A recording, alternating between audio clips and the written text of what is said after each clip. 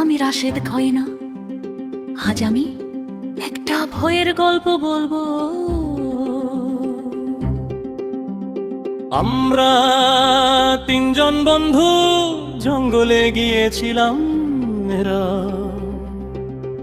সবাই বলতো ওখানে ডাইনোসর আছে।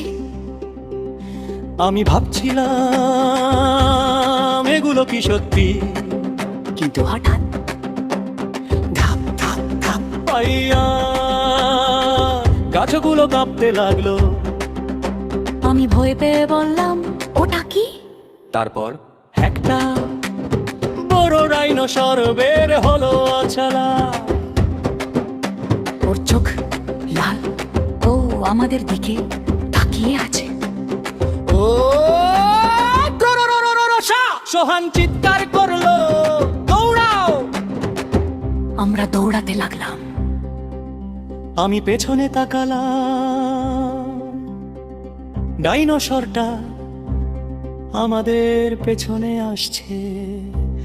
রিমন পড়ে গেল। সে বলল, আমাকে বাঁচাও। আমি বললাম না, আমরা একসাথে যাব। আমরা আবার দৌড়ালাম। হঠাৎ একটা পুরনো বাড়ি দেখলাম। আমরা ভেতরে ঢুকে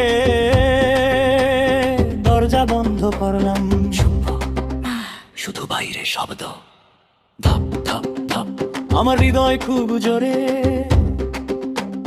ধুক ধুক করছে। আমি ফিস ফিস করে বললাম, ওটা কি চলে গেছে? হঠাৎ ধারে দেয়াল ভেঙে আরেকটা ডাইনোসর ঢুকে পড়লো।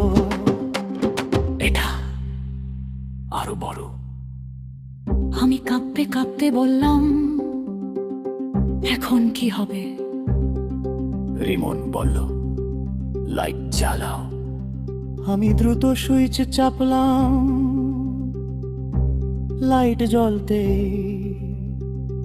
ডাইনোসরটা পিছিয়ে গেল। তারপর ধীরে ধীরে চলে গেল।